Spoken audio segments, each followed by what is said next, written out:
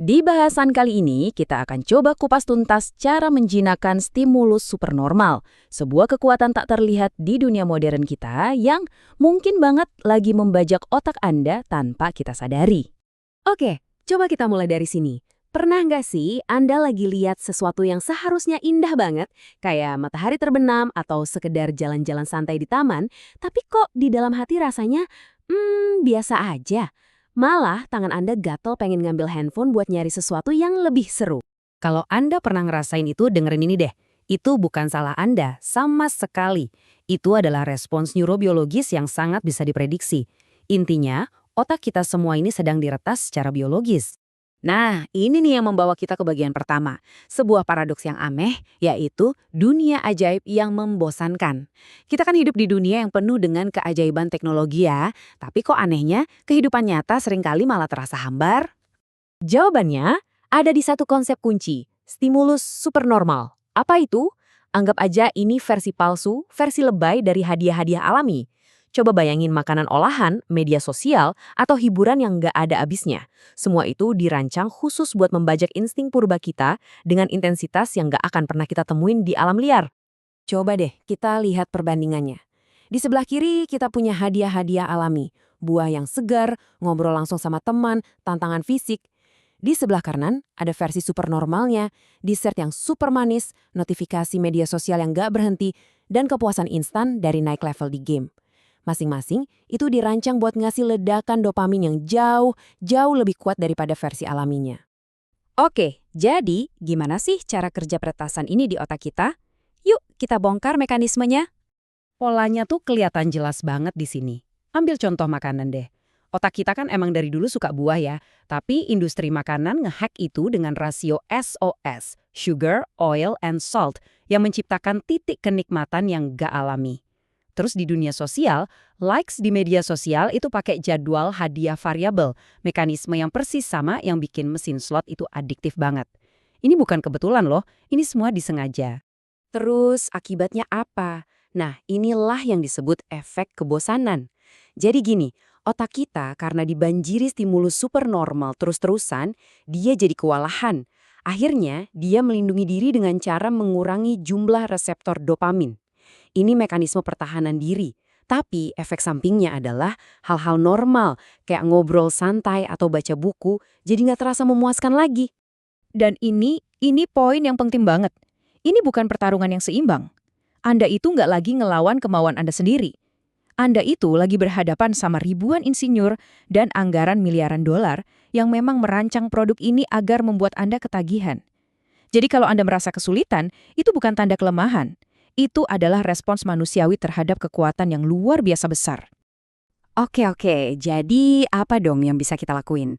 Nah, disinilah kita masuk ke bagian praktisnya. Kita mulai dari strategi yang paling ampuh, mendesain ulang lingkungan sekitar kita. Ini namanya protokol friksi. Idenya simpel banget, bikin hal-hal yang nggak sehat jadi lebih susah diakses. Jadi bukan cuma niat untuk nggak main HP, tapi HP-nya beneran ditaruh di ruangan lain. Bukan cuma niat untuk nggak makan junk food, tapi emang nggak beli sama sekali. Setiap langkah kecil kayak ngubah layar HP jadi hitam putih atau logout dari aplikasi, itu nambahin gesekan atau hambatan yang seringkali cukup buat menghentikan dorongan impulsif kita. Ini benar-benar perubahan cara berpikir yang fundamental. Tujuannya bukan untuk punya tekad baja, tapi kita merancang lingkungan di mana pilihan yang sehat itu jadi gampang, dan pilihan yang nggak sehat jadi butuh usaha ekstra. Kita sengaja menaikkan energi aktivasi untuk kebiasaan-kebiasaan buruk. Oke, setelah lingkungan kita beres, langkah berikutnya adalah secara sadar mengkalibrasi ulang sistem penghargaan di dalam diri kita. Nah, di sini konsep puasa dopamin berperan. Eits, ini bukan berarti kita harus berhenti senang-senang ya, tapi lebih ke kita ambil jeda secara strategis dari hal-hal yang stimulasinya ketinggian, kayak media sosial atau makanan olahan, supaya reseptor dopamin kita bisa pulih. Tujuannya apa? Biar sensitivitas kita kembali normal, sehingga hal-hal sederhana bisa terasa menyenangkan lagi. Kutipan ini keren banget, karena mengubah cara kita melihat rasa bosan. Bosan itu bukan kekosongan yang harus buru-buru diisi. Anggap aja itu sinyal kalau otak kita lagi reset, itu adalah gerbang yang harus kita lewati biar bisa menikmati lagi hal-hal yang sederhana. Gimana caranya? Ada beberapa teknik praktis nih. Pertama, urge serving. Jadi pas ada keinginan kuat, coba deh amati aja. Jangan langsung diturutin. Rasain aja, kayak ombak yang datang terus pergi. Terus, kurangi paparan secara bertahap, biar nggak kabet dan malah jadi makin pengen.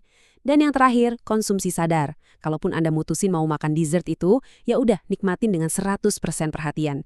Anda mungkin bakal kaget sih, sihirnya ternyata lebih cepat hilang kalau kita benar-benar perhatiin. Terus hasil akhirnya apa? Kalau kita berhasil menjinakkan semua stimulus ini, apa yang kita dapat? Jawabannya, kita menemukan kembali hadiah-hadiah yang sesungguhnya, yang beneran bikin puas dan bertahan lama. Jadi, ada pergeseran strategis di sini. Dari yang tadinya cuma konsumsi pasif, kita pindah ke kreasi yang aktif. Daripada dapat dopamin kalori kosong dari scroll-scroll doang, kita beralih ke kepuasan yang kita ciptakan sendiri. Kepuasan mendalam yang datang dari masak, berkebun, atau menulis sesuatu. Kepuasan semacam ini jauh lebih awet dan membangun diri kita, bukan malah menguras energi. Dan tujuan utamanya, kalau kata para filsuf Stoa, itu adalah sesuatu yang disebut ataraksia. Apa itu? Itu adalah kondisi batin yang tenang, bebas dari gangguan. Wah, di dunia modern ini, bisa nggak keganggu sama setiap notifikasi itu udah jadi kekuatan super loh. Coba renungkan kutipan ini. Siapapun yang mengendalikan rangsangan Anda, dialah yang mengendalikan masa depan Anda. Dalam banget kan? Ini benar-benar menaikkan taruhannya. Di era informasi ini, perhatian kita adalah aset kita yang paling berharga. Jadi mengendalikan apa yang menarik perhatian kita itu sama saja dengan mengendalikan arah hidup kita. Nah, ini membawa kita ke pertanyaan terakhir. Coba deh setelah dengerin semua ini, jawab jujur sama diri sendiri. Sekarang ini, siapa atau apa yang pegang kendali sistem motivasi Anda? Dan coba bayangin, hidup Anda bakal jadi seperti apa kalau kendali itu ada di tangan Anda lagi?